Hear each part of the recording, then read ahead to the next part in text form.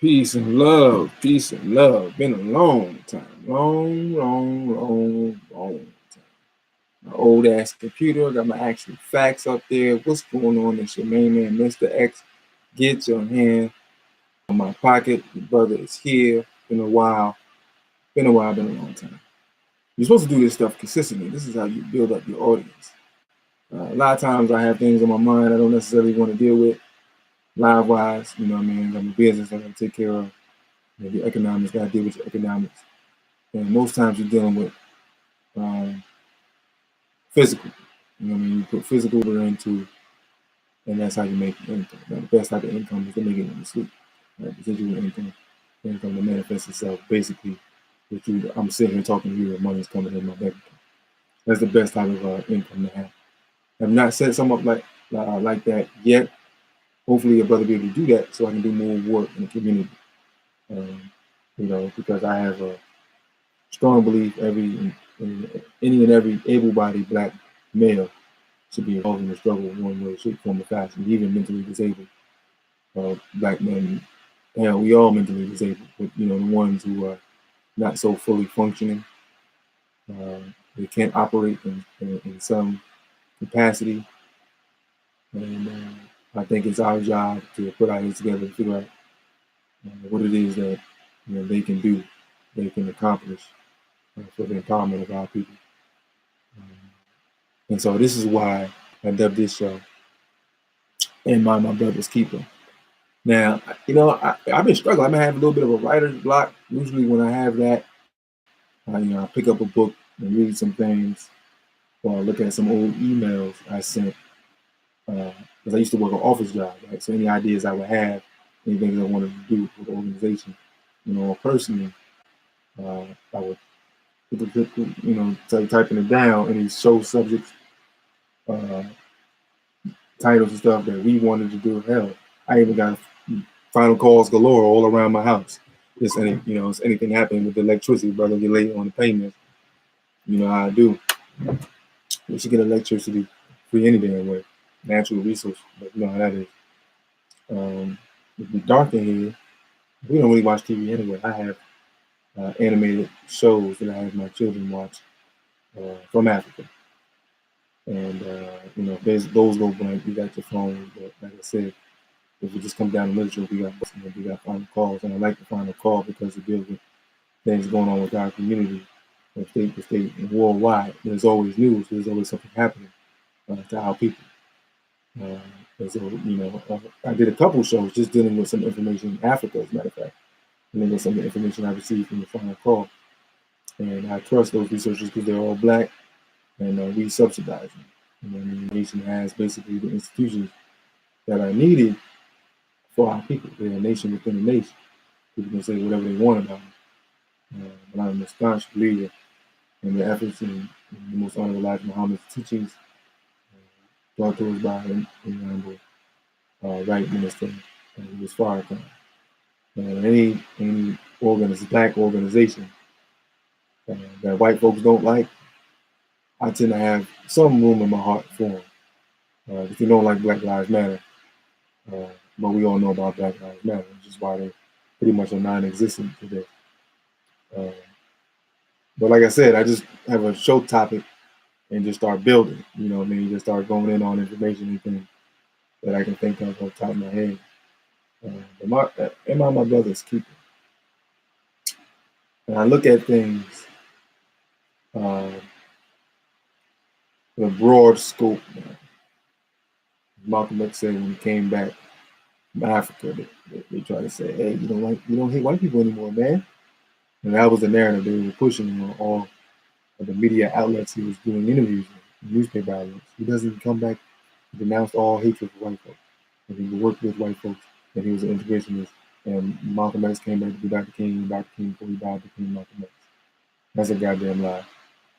But one phrase he used regularly was broadening my scope, evolving, and looking at perspectives differently. Now, what people don't know is the organizations that were home were kind of confused. People were kind of confused. Hey, man, what's your platform? What are you standing on now? Because you're with the nation now. now with the nation on war, and you're having that feud thing going on. So we're really concerned. We want to follow you, but we want to know exactly what it is that you believe in. And going to Savior's Day helped broaden my scope. I couldn't put all my energies in it because, like I said, I had gotten ill. And I did those videos on Facebook. Go to Facebook, get you in my pocket. I don't think I did anything on YouTube, but I think everything was geared towards Facebook. My trip was my first trip to Savior's Day. It was a beautiful trip, but like I said, I had gotten really ill, and it drained all the energy out of me. So I was able to see Mr. Farrakhan speak, which is, the prime objective. It was great for me to go down there. And if I got sick, get sick initially when you get there, and then you have a day to just kind of bleed all that out. And not literally, but then I had all of Saturday. I was going to go down to Hampton House and see Brother Chairman Hampton Jr. But that whole Saturday, I just rested. I just slept all that Saturday so I can get the entire sermon on Sunday. But Farrakhan spoke 4 hours, and I was able to take in all of it. I looked around some of the stadium, people weren't ready. They weren't built. And they had fallen asleep and they had never experienced Mr. Farrakhan. And I believe every black person on the planet, while you still have time to, if you had a chance to see Mr. Farrakhan personally, please do that. The energy there is amazing. And I think if you want to go see a leader, you want to see Mr. Farrakhan. So many times we spend all our money going to see white folks who talk about white nationalism. Just understand the undercurrent and the underpurpose of what they're discussing, whether it's a lecturer or economist or a spiritual advisor or anything. They're talking about white nationalism.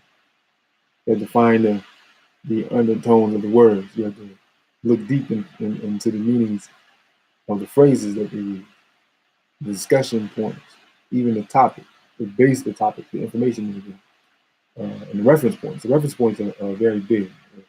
Aristotle, Plato, and all that stuff. The only black person they give any credence to is Dr. King. They'll quote Dr. King and then go back to white folks. You understand? So just be weary of that. But I went and if you've seen the pictures, DeQuinn, Mr. X Facebook, get you in my pocket, just as all this is Facebook, local organizer community Albany. You see the pictures with me there, with Brother Rizzo, Brother Nori, all the Nation of Islam's mainstay, the brothers that the majority of the conscious community knows. It's cool to just have that frame. I ain't get to talk to them much. I just say, hey man, can I get a picture? That's all I want, because I know it's a very busy time for you. Got to move around and everything like that. So I know you got time for much conversation, but let me get a picture. Rizzo actually gave me the longest conversation. I seen Brother Sabir Bey. Shout out to Brother Sabir. He was there and took a picture with him. So it was great. And so, your scope is supposed to broaden after experience like that. And I went to Power Talk a couple years ago. My scope broadened when I came back. And I started looking at things, more clearly. We talked about all those brothers, sisters in the Nation Islam, they're entrepreneurs. The core teachings of the most honorable Elijah Muhammad is the God creation process. It's a machine that creates gods and goddesses, kings and queens. We talk about using the phrase kings and queens, but you need to be taught and trained that. And once you take on those teachings, that's what you become. You know what I'm saying? You're taught how to fish. You know what I mean? A lot of people were talking about the nation and saying, why don't they got a metropolis for us? Why ain't they built this for us? Why ain't do this for us? No, the teachings is to give you the mental stimuli and the forethought to seek the skills, which they give you, but they give you the mental impetus to receive other skills and say, hey, you know what? Instead of begging for somebody to create an urgent care, I'm going to go through the process, the painstaking process of making one for my community and seeing the steps to get an urgent care. And see who's down with me and see how we can get investments, see how we can letter these black banks. So you can call yourself a black bank, but what are you doing for black people? It's a black bank because you got dollars from black people. You know what I mean? Well, we want to get this urgent care popping. You know what I mean? And this is the plan. This is the outline. This is what we're going to do. We're going to focus in on our community centers. We're not going to have abortions, but what we want to do is create relationships with our people. So people who are considering that, maybe we can discuss alternatives in terms of helping their mental, so that they would ultimately want to have the child. Now, people's decisions are their decisions. I'm not going to lambast anybody for making decisions with their own body. I never was like that. But like I said, every black child that God gives you is supposed to be on this planet. You understand? But again, the restrictions that we have economically, spiritually, socially, so on and so forth, has removed our confidence to a point where we feel like we can't do anything. I'm talking about the mass consciousness of our people, not one individual. I know one be like, hey, you ain't talking about me. No, I'm not talking about you individually. I'm sure you have manifest great things in your time on this planet. I'm sure of that. And I give you that confidence, because I'm saying you're a man of the people and you want to empower black people, but you're constantly denigrating them and being negative. No, you're the exact opposite, sir. You are no better than the white supremacists. So, I would say to you, please keep pushing on. But to get back to the evolving of the scope, and my brother's keeper, I see, it goes back to Nipsey Hussle, and shout out to the brother. I wasn't a fan. I didn't know anything. I still don't listen to his music. I don't know anything about his music. I seen his interview on ISM, and it's the Rashid's radio show. And I'm wary of people talking to rappers. And so he's like, you got to rap on it. All right, let me see. It's ISM is my man. Let me see what guy he like to do. Let me see what he got. So I'm listening to the interview, and I'm like, yo, he passing the test right now. This brother is on it. Check that interview out. It's dope. I mean, you hope all entertainers were talking like that. And I shared something on Facebook about the economic base that Nipsey Hussle was. And more information is coming about that situation. That the higher powers were conspiring to get him out of that place. I should actually call this the Los Angeles Rams killed Nipsey Hussle. You guys got to watch Aaliyah's movie with Jet Li, Romeo Must Die. You should put in Nipsey Hussle in that movie. You don't get no bigger. You dealing with all the powerful white supremacists, the National Football League. All of them are billionaires. All of them are white supremacists. White supremacists. No, I'm talking about, nigga, they the one that's in the shadow, and they showed that with Colin Kaepernick, the head cracker being the owner for New England Patriots. You see what I'm saying? He is the head cracker. Not Jerry Jones, not the commissioner, the Patriots owner. That's the head cracker. When your quarterback says, yeah, I'm a Trump supporter, and got the motherfucking hat, says make America great again, and you still got black people talking about our quarterback and our team, I'm a Patriots fan, yeah, that's juice. So you got the Rams coming back to Los Angeles. They ain't had a professional football team in a long time. Now it's back. When you have a stadium, understand Chicago, and I talked about this before, Chicago, New York, Detroit, places that got professional sports teams, trillions of dollars coming into the city, and the black community don't get one damn red cent. How is that possible? Because when you go in the stadium, you see black people working there. It's the perfect setup, but there's no economic base. They can't cash those checks there and spend money at black businesses in their own community. You see what I'm saying? So you got few and far between black people working at these stadiums. Then they bring the money to the same damn area because the area is built up. So they're going to shop there too. So that money circulates right there. They don't spend anything down there because the little bit they spend down in their home areas, the Habib and them take all that money too. You see? So none of that money gets taxed. It doesn't circulate into the city. And when it does, they misappropriate the funds. When we say a system, if they have a budget and X amount of funds is supposed to come into the city where we at, and they take that money and send it somewhere else, or they just lose it. Check your budget all the time, man. Every year they talking about we lost $5-6 million. We don't know where it went. They do with the national budget too. They make sure money does not come into the black community. Check that graph. And I should have did the damn video on that. But I may do it the next video. And put that graph of Nipsey Hussle and what he was doing the 41,000 black people he had employed him or he influenced going on with his business deal. That's a powerful black man. And he had a chain of Malcolm X. He ain't dumb. What are you talking about that? They ain't dumb. Did you know record label execs was telling him to get rid of it, to not wear it? When I tell y'all, man, listen to these crackers. When they are get something, that says a lot. Y'all know that because when we go to different jobs in the past, there's certain hairstyles that you had to wear, there's certain garments that you had to wear. Y'all know what I'm talking about. Let's not play stupid. So it still exists today. If he had a pendant of Jesus, white Jesus, they don't say anything. That's why rappers got Jesus all over them all the time. They got Jesus here, you know, his cross and all that. They love that shit. But when he had a pendant of Malcolm X, this was custom made. You won't find this. No way nobody selling this shit. Who got the balls to sell something like that, thinking somebody gonna buy it? The only people that got money like that to buy it, you getting them from white folks. And you're in the entertainment business. And they're gonna tell you, no, don't buy that. They start thinking for you. When you get to that particular level, you got to hire. You got all these white folks around you, siphoning money from you, and now they control you. One control the arm, one control the other arm, one control the head, the mouth, all this shit. You become a corporate entity. This is why when guys get in these contract disputes and see what the industry is doing to them, unfortunately, they put their name on products, and now they can't even use their fucking name. That's literally selling your damn soul. That's why you make a pseudonym.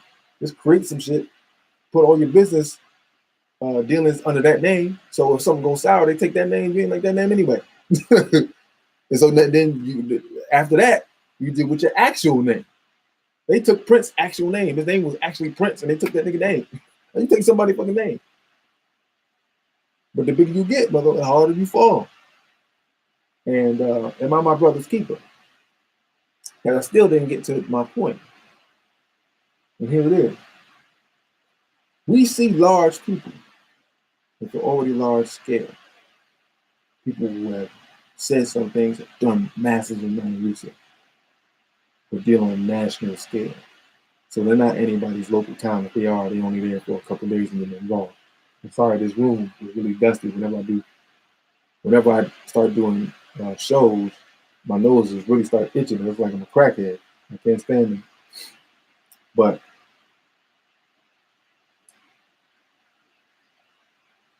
we know people nationally and we support them nationally, and it's great. It's cool. But when local folks are doing things similarly, and you have met them or dealt with them in some way, it's all right, you kind of thorough, man. But even just through the code of Black empowerment, let me share with this brother. Because I've had conversations with other brothers like, damn, man, they won't even support, they won't even share anything like that. And so you say, all right, you look at it in the mirror. Man in the mirror, oh yeah, got to change his way. So you're like, all right, how can I deal with this? Can I reach out to the brother? Can I reach out to the sister? Hey, you doing something, I'm doing something. Let's link up together. Let's support each other. I'll share your stuff, you share me. I always put people in front of me. I always say, listen, you're more important to me than I am to you. I need you more than you need me. I don't want to go on no ego trip on my nigga. You need me. Nah, I need you. I need you. I really do. That's how important you are. Because no one has ever said that to you. Because people might not have never said that to them. Hey man, you're important to me. I need you. You're very, very important. And I don't want to take you for granted. And unfortunately, when you do a lot of work with a lot of people, you end up taking people for granted, not on purpose. Each day I'm home, y'all don't know, kind of make a mental list of people to call. You know, whoever I spoke to in a while, let me call. And there's a couple people I spoke to in a few months for particular reasons and different reasons. But I try to call us, people in my mental Rolodex that I feel like need to be talked to. You may lose them. It's not a personal thing, it's for the movement. Certain people have a good amount of skills. The more Black people you get involved in the movement, one shape, form, fashion, like I said before, then damn it, they need to be contacted repeatedly. And there's a couple on my list I have to call. I have to get them back involved because a lot of times they just sit there waiting for the call. Unless they're not reach outers. You got to go get them, you know. And uh, being our brother's keeper is not necessarily a thing where it's DNA bloodline type stuff. Like you gotta have my last name, or you gotta share a parent type thing. It's you are my brother, you are my sister. Whether I know you or not, do I look out for you? Can we get back to that code? Obama's mission is my brother's keeper. I don't know much about it. I met some of the children in the program. I like the fact that it's an opportunity to radicalize Black boys. I like that because when I seen them, it was like 200. You know what I'm saying? So I like that part to have access to 200 boys. And me and some brothers from my former group, to Entertainment, we did some skits for them. They enjoyed it. A lot of it's improv and from the spirit. We have to be able to reach those young people. That we engaged them, involved them, had a couple get up on stage, and they enjoyed it. They loved it. And that's what really the teaching environment needs to be like. You got 200 boys in the theater, and they enjoyed it, no problems at all. Now, they came from different socioeconomic backgrounds, but it's usually from you pulling young boys from the hood. And obviously, they got white handlers. That's the caveat they don't tell you about. There's a lot of white handlers around. Make sure that they don't get radicalized. You see, only certain people can have access to them. You understand? And so, people who have the resources control the structure, they control the rules. And again, we're right back where we started. We're right back into the belly of the beast. We're right back into going to the man for assistance. As Malcolm X said, when it came to structural things that are needed, building homes, building roads, getting electricity, things of that nature, real pertinent nation building type things, we go to the man. We can do the horns, we can do the basketball, we can do the surface stuff. You know what I mean? We can do, you need somebody to lead with the suit and tie, or the sagging pants and tight jeans, or whatever, where we're out front and we're showing our so-called swag. Oh yeah, we can do that all day. But the knickknacks, the bolts, the logistics, they grab those people. They know those people are important. Secretaries are the most important people of any organization. You have to have a strict secretary. A secretary remembers the shit you forget. They organize things. They cross the T's and dot the I's, and they're very rarely appreciated. Most of them just want some appreciation. If you don't have the money to give them raises, they just want some level of appreciation. I would kill for a good secretary right now. I'm trying to pay for one. I'm trying to pay for a secretary. And, just per diem, not a lot of stuff. Just remember what the hell I forget. You know what I mean? I think every Black organization needs a good secretary. That's how much more work that you can do. Just doing with the spirit right now. I don't have a whole lot of money, but you're dealing with the coins I can give you and the spirit of moving with the people. You understand? And so when you have people who are trying to do things, there's a lot of people in our local town, Albany, New York. There's so many people doing a whole lot of stuff. I support as many as I physically can. But there's literally so many Black people doing certain things. Now, certain things in the greater good of nation building, maybe not so much, but that's okay. You don't cut the nose off to spite the face. You know where they're at. How do we do this? My brother just came back to my brother buying some candle at his reception store. Shout out to my brother Bam. He was over with his son boxing. His son is a champion boxer. And boxing is very important because it's self-defense. We got to keep them hands up. We're getting attacked all over the United States. You see what I'm saying? Brothers and sisters. And we need to have our hands ready, because when we try to pull out weapons to defend ourselves, we end up in the slamming. So it's going to come down to, with them hands, like this is why the FOI, Freedom of Islam, the nation, and all the men of the Nation of Islam don't carry weapons. They use the hands. You see what I'm saying? How I can disarm you, defeat you, not brutalize you. And that helps me in terms of my self-defense. position I'm going to take once the authorities are called. Because when you defend of white folks, whether you want to lose or draw, the police are going to be notified. Now it's on them to decide what they're going to do. And it's hit or miss, brother. We in the system of white supremacy. We're behind enemy lines. We are prisoners of war. We are still slave property. You know what I mean? So you get stamped with a number once you're born and a name that's not yours. So what do you think you are? You ain't a free man. You think you are. You like to think that you are, but you ain't. But you ain't. And so supporting our brothers and sisters who are doing things not for black capitalism. Shout out to our brother C.D. Weisha, Aaron C.D. Weisha Carter. And he's receiving an award today. Actually, I called him. He's receiving an award today, recognized for all the years of work that he's done. Over 50 years of work. That brother is a Revolutionary Hall of Famer. And I think it's great for him to get his flowers now while he's still alive. So after he's dead, then we should give him a street and a whole bunch of other stuff. Which crackers love to do. Oh, yeah, we did get a street. I know you need a hospital and school and a supermarket. We ain't give you none of that, but we'll give you a street. When people do drugs and prostitute that, we'll do that all day long. We'll do that all day long. But it's the gesture. And the best way to show the gesture is just to take a street sign down and say, hey, this is going to be called C.D. Weisha Way. Because we decided that's what it's going to be, whether it's in the books, whether it's legal or not. That's the best way you can do it to honor somebody. And we make sure that nothing dirty is going on there. The basis there will actually be the Black Wall Street. If you can have that block right there and call it C.D. Weisha Way while he's still living. Because all the work that he put in, he deserves it. And people argue, like, I did more stuff, but you didn't stand for what he stood for 50 years. You cashed in your revolutionary check. Don't think that we don't know that you did that.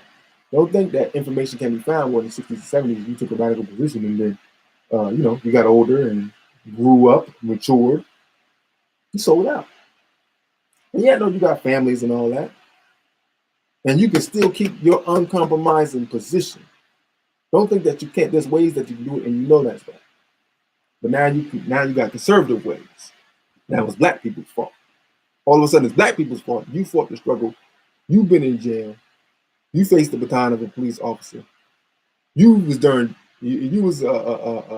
your prime years and your youth dealing with Jim Crow, where across the street you couldn't go across the street.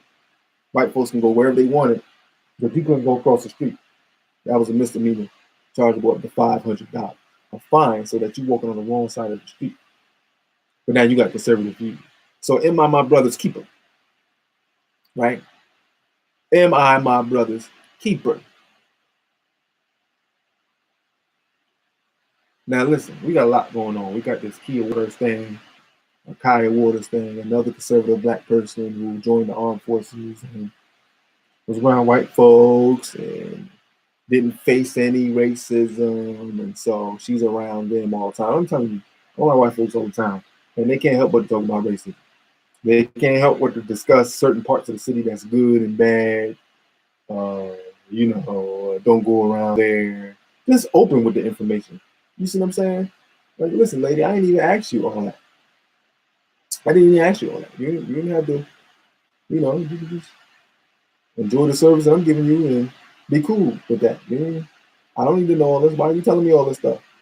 Like, I already know it on a greater level, but you're trying to chime me into a conversation and you're not finna mess up my money. So no, I'm not going there with you. But I actually appreciate the information that you're giving me, because it seems to be happening whenever a white person wants to speak. This is the things that's on the forefront of their mind. So white folks takes action. We do a lot of talking. We do a lot of marching and rallying and all that stuff. They take action. So they decide to come together in the bank and say, hey, if you get these types of names denied alone, this is real racism. Right? This is racism. Brother Carl Anderson calls it a race. We cannot ask it. It's race. Race is a cult. All these different ethnic groups are racing for the bag. We chase the bag, we chase the bag, we chase the bag individually. They'll let you get individual bread. We got strip clubs all over certain parts of Atlanta. but you still don't have the black-run institutions that are needed to have just a fully functioning town that's only operated by black people that people can go to, a metropolis. Hey man, come on down here, and it should grow because once you say, "Hey, this is the black metropolis," people want to come through and see what's going on. Yeah, you can have strip clubs, but you'll have that'll be power in the school. We be taxing the hell out of all that. Sisters with all this booty and all that stuff. Oh yeah, cool, you got booty, all right. 10% going to the school so the lights stay on, so that they get vegan food, and so they get the teachings of the Most Honorable Elijah Muhammad, Frederick Douglass, Noble Drew Ali. They get scholars, James Smalls. They come through the schools and teach them, and we can pay them scholars their net worth or their actual worth for the work that they put in to teach our children. So yeah, make your boot flat. Look, when he came back, he said, by any means necessary to achieve the goal of freedom, by any means necessary. We are not going to win the immoral war morally. It's not going to happen.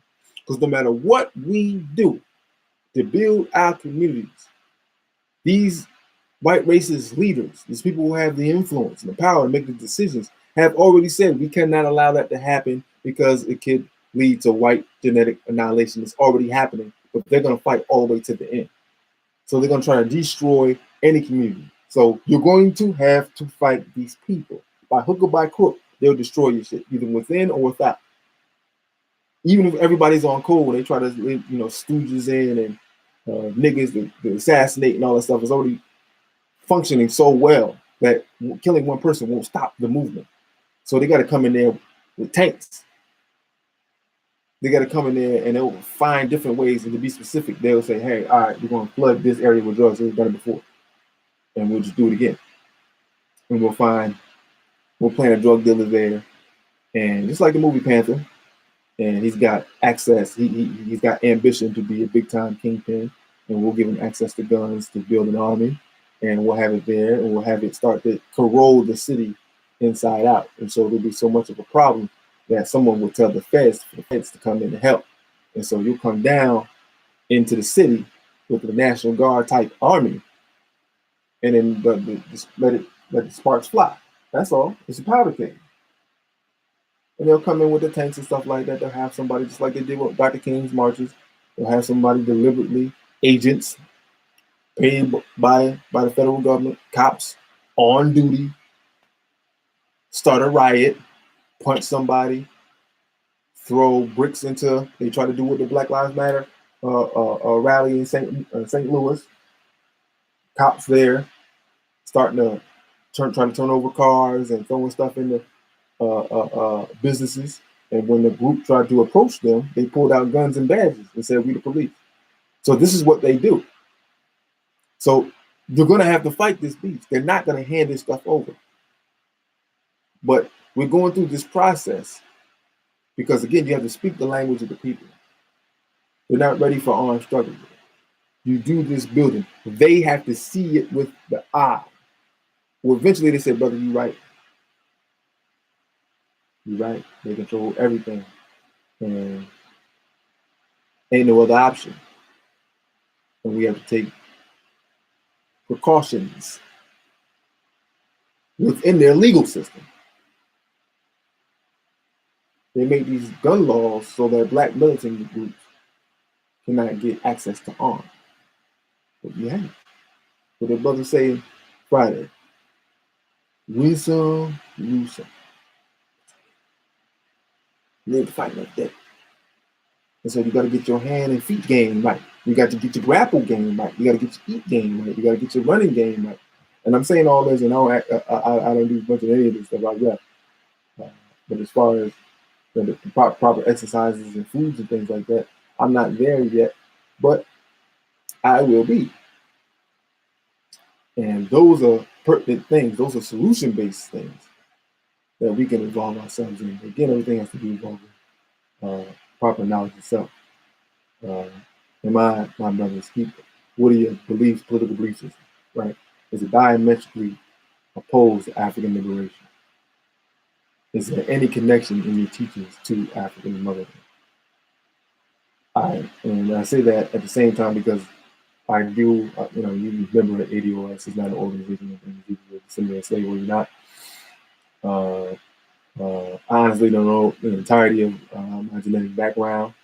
So I don't know if anybody antecedents were slaves. I believe on my father's side there were. That would make me an antecedent of a slave or descendant of a slave. But I would not go against any black group that is trying to get their reparations that are owed to them. Other islands are in negotiations of receiving reparations. I applaud them. I respect them. I want to have an audience with them to see how they did it, see how we can duplicate that here. There's been this division of sorts, Pan-Africanism and ADOS, and I respect the hell out of Pan-Africanism, but I never claimed to be a Pan-Africanist because I have too much respect for it. I believe Pan-Africanists are people who have contact with people from Africa or have gone to Africa multiple times dealing with the Africans. I have not, so I can't call myself a Pan-African. I do respect their tenets, but I have been to other places in the United States. In an organizing fashion, I have connected with people in other parts of the United States. In an organizing fashion, that would make me a nationalist, a true to heart black nationalist. And then you evolve to different things when you're capable of it. You see what I'm saying? So, the ADOS movement, one, is throwing a wrench into local and national politics, but mostly national politics, as you see the people that are trotting out in front of us, the candidates that are trotting out in front of us, are not passing the smell test at all. I mean, they're 10 times worse than Obama. Obama was the best Trojan horse they can ever have created. But these people are just the clone of a clone of a clone. I mean, they're disgusting. Cory Booker is just ugh. I still can't get over the fact that he is shaking hands with the killer of Malcolm X. I mean, that's very symbolic. Check his YouTube it. Cory Booker shaking hands with Malcolm X's killer. It's in his ad that he ran as a New Jersey DA back in the day. Shaking hands with the brother who killed Malcolm X. It was only one brother. All the other shots were just extra shots. The kill shot was the first shot, the shotgun blast to his chest, which pierced his heart, which killed him instantly. He was dead. That was the kill shot. I seen the blood and life run out of him, and he was dead the moment he fell down. You don't fall on a dead unless you're dead. Or unless you're completely knocked out. In that case, he was dead. Others fall like that because they were knocked out. He was dead. And he got him in his commercial shaking hands with this guy.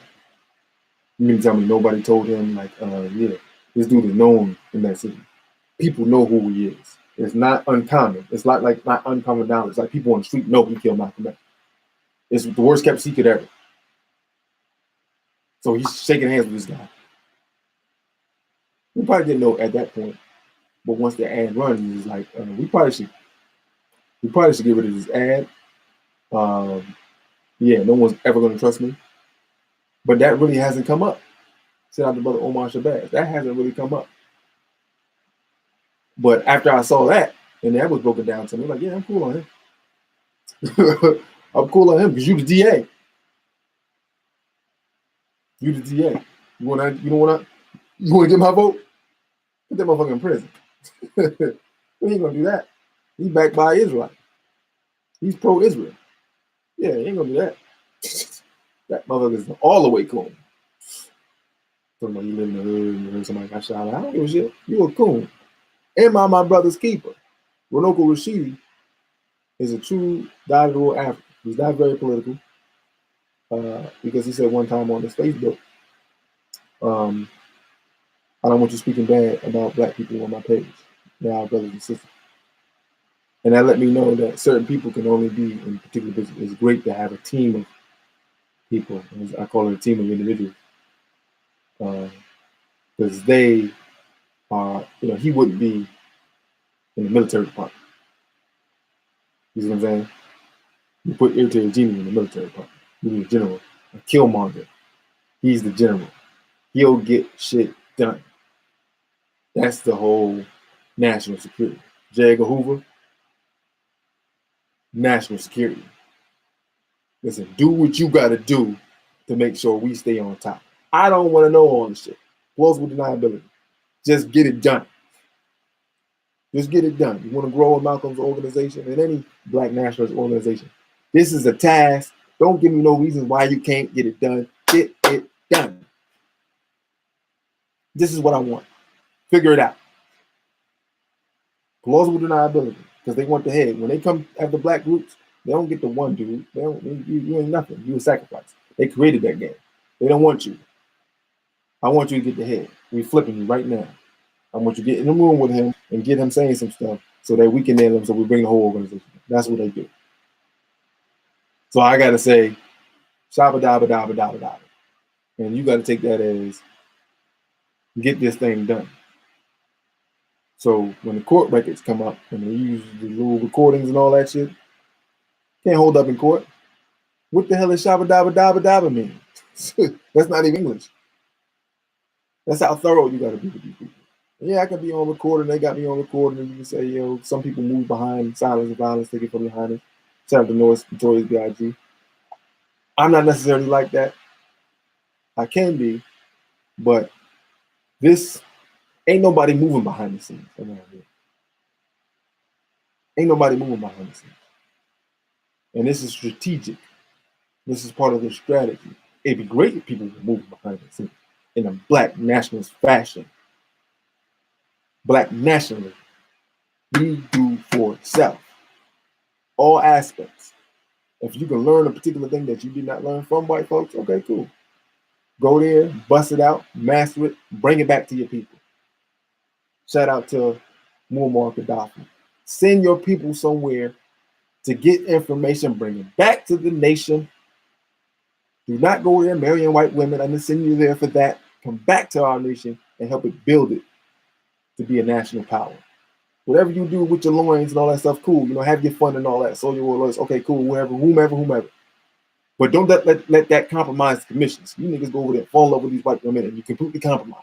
You want to bring them back and stuff, and you have reached a new light, and you don't believe in this type of thing, and you also love all people, all that shit. All that shit, you've been compromised. You are no good for us. The general said off with your head. Killmonger like, oh yeah?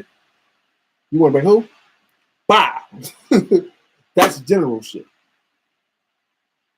That's general shit. That's my brother's keeper. You see what I'm saying? And so I love our brother Winoku Rashid because of what he represents. But no, he could not be the general of the army. You see what I'm saying? But you have him building upon Africa in its historical context to Africans in the diaspora, so that people can learn about our history before the change, the deep history. I'm talking about the Emotex, the first Jesus, the Jesus concept, and the power that we had, the power of the melanin. You get Tony Broda, the metaphysics and things like that, the spirituality. Give them concepts. Intertwine them with economics. And now you have a spiritual Afrocentric economics, the blueprint of Black power. And now you can have someone who can build the industry that has 3,000 jobs and hire 3,000 Black people. There's a mindset you got to have to hire 3,000 Black people. Train them up. Create entities to change their thought. Am I my brother's keeper?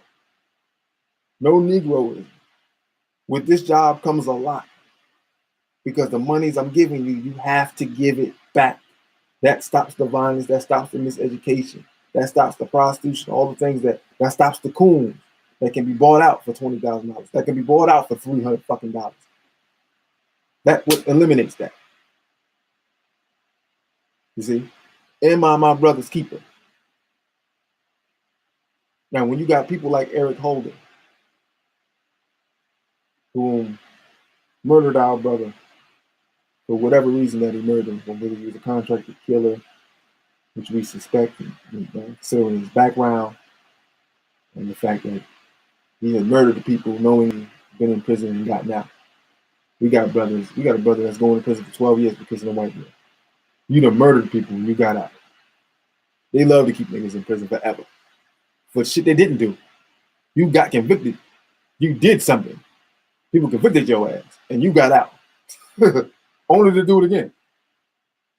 People know it's common law. You got not common knowledge that you got bots. Black people, it's easy to snitch on black people. We got water from that. It's been ingrained in us from our sojourn here in shackles. Mandatory as missions to snitch on other black people. You get a little butter biscuit or some land or a cow or some slaves yourself for thwarting rebellions. That's what he did. He thwarted a rebellion. Gypsy came back and bought up the block, having trouble with the landlord there, getting bringing business in that lot just because of his presence there. And that's why black people don't do it. That's why I said before, Malcolm X got murdered the way he got murdered to prevent any influential people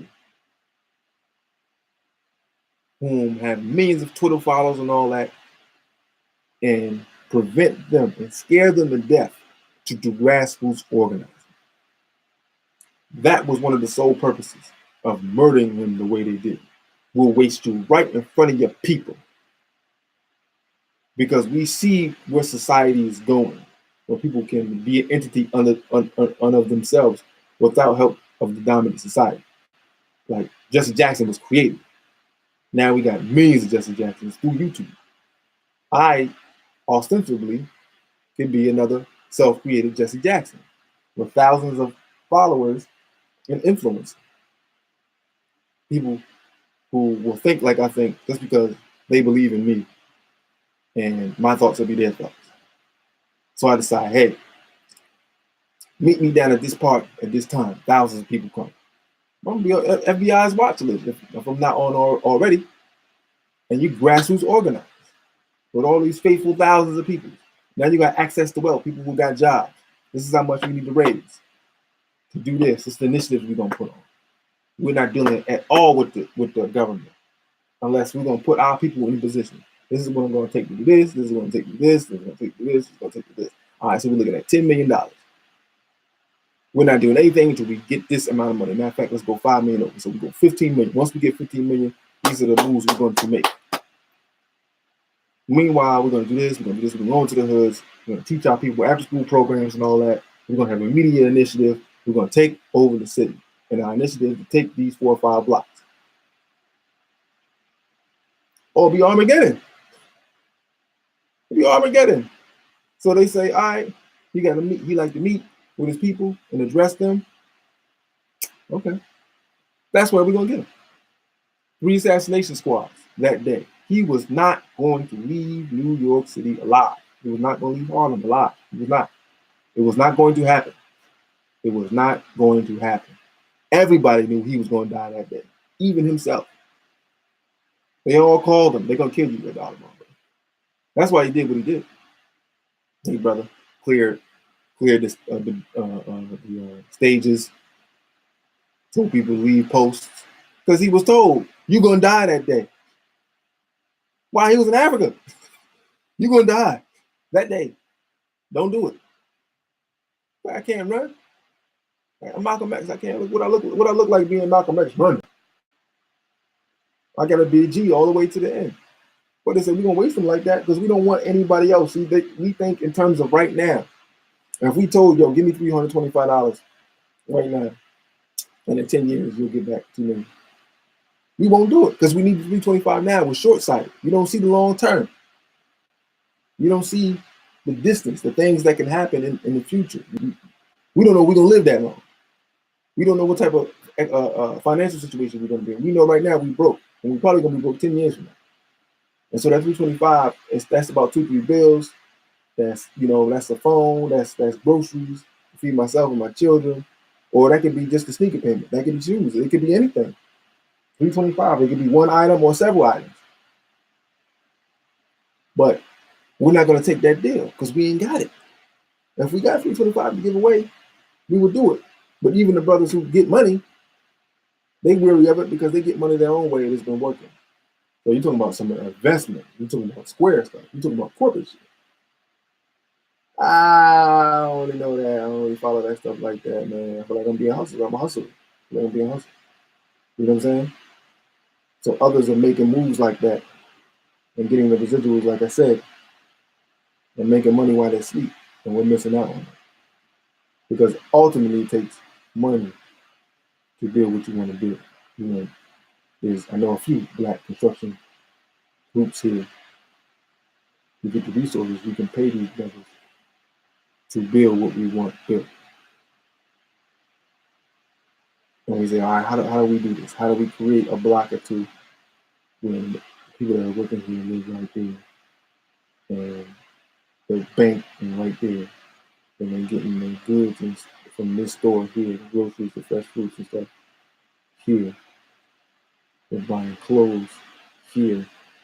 They're eating food restaurants here, and all the businesses operate through this bank. You see, and people who work here have accounts through the bank, and the checks that are cut are through the bank. You see how that works? And so as long as people staying in that circle, this is how you create the metropolis. Most people just want to move. They want to move. We like you all know the AAU circuit now. Most of y'all know the AAU thing. We want to build super teams. I come from an era where you join the worst team in the Dizzy Ball. Shout out to Big Paul. Shout out my man Dizzy Ball. He put me on Big Paul, the worst team there. And I wanted to play. I wanted to help him build it up. I wanted the opportunity to show my skills. And, you know, to do that, you had to be on a bad team. You didn't have many players. So no matter what, you know, you can get your numbers and people will recognize that you can play even if the team sucks. I'm nowhere near like that anymore. But that's what I wanted to do. And that's what people don't do anymore. Let's all join up and make this super team, which is what is done high times and pick up ball because they want to stay on the court the whole day. I did it. This is what's done. So you want to be on the best team. You don't want to build something up. You know what I mean? That's Moldy from Holy Moly Donut Shop. Friday after next. So if you take care of the business, then when it's taken care of, then you come get me, so I can oversee everything. So it look like I'm doing my job in my lot that I own, and you're the security that I pay you. So I want you to take care of stuff without the actual weaponry that you need, the utilities that you need to handle situations that's supposed to get out of hand. You ain't got no pepper spray, you ain't got no cuffs, you ain't got no radios or to connect to real authorities. You just flashlight cops. I don't give you no type of training to utilize to de-escalate any situation, conflict resolution. So then you got my cats running around cussing people out, and so now you got hood cats chasing them down. You know what I'm saying?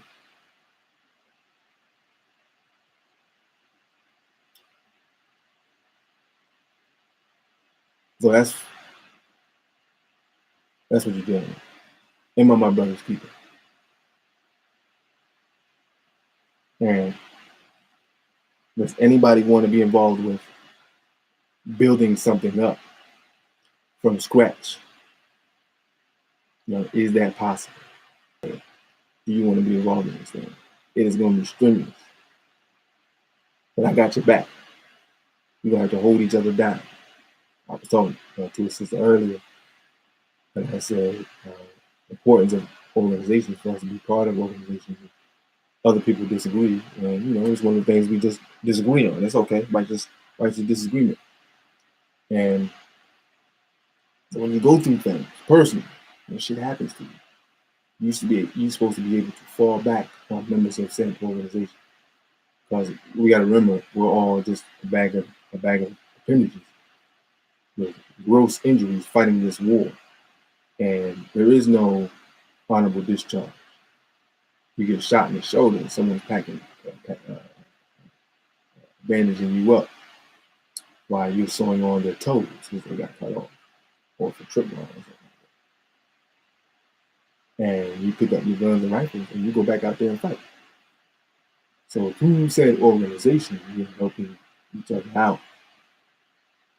You know what I mean? Whether it be a phone call or someone having to lay their head somewhere for a few weeks or a few months because they got fired from their job and they lost their apartment or something like that. So people got extra bed. Hey, can I stay here? Because ultimately they'll just be like, hey man, I'm putting in a lot, but I'm not getting any energy back. And we have to be able to do that. And people will leave. People will be like, go do some stuff. I just got to isolate myself, get away from people. And then it makes it harder. And then they be mad when nobody try to check up on them. Well, you dipped. You ain't want me down no more. You going through some stuff and you had to deal with it. So you had to dip. Respect. But again, maybe we could have assisted somewhere. You didn't have to tell us the entire story. But, organizations hopefully take dues and you use those dues, mostly help the community because you do solicit donations for the community. You don't want to use those donations to people's money to deal with all your little problems. No, you work some things out, you vote on it, you discuss. This is what we can bequeath you in your economic time of need because you have donated funds. And so, at least give your money back. It's the people's money at this point. But we preach independence to try to get yourself out of situations also. We will assist you as best we can. But you don't want to necessarily be a tether or an umbilical cord. Absolutely not. That don't make no sense. That don't make any sense. We remove you from one tether to create another tether. No. We move like the ants move. We move like the bees. We move like the birds move. Synergy. It takes a lot of time to be able to do that. You have to be your brother's keeper. And it's difficult to do that because there's an end line. There's only so far you can go. I have family members who are addicted to drugs, addicted to alcohol, and they would tear apart my home if I brought them in here. They would do more harm than good. Don't have the resources to do properly fix them. It's maddening. You know what I'm saying? And so that's the dilemma. Really. Halfway houses is something we need as well. So we focus more so on broken adults or fresh children. Our historians, our past freedom fighters believe that we should spend more time on the youth, which makes sense. They're the future. And adults who have lived their lives have made their decisions to put them in those positions, obviously through the conditions that we're subjected to. But unfortunately, they have reached the state of almost no return. And so investing so much energy into them will just, in terms of militarily, would not be intelligent. You understand? We can literally lead them to water. They can't make them drink. Children, you can lead them to water and stuff they hit it in and make them drink. Children, you can do that. You want to drink this water. But adults, no. Hey, here's water, man. Righteous water. When you drink continuously, you will get right. I don't know when.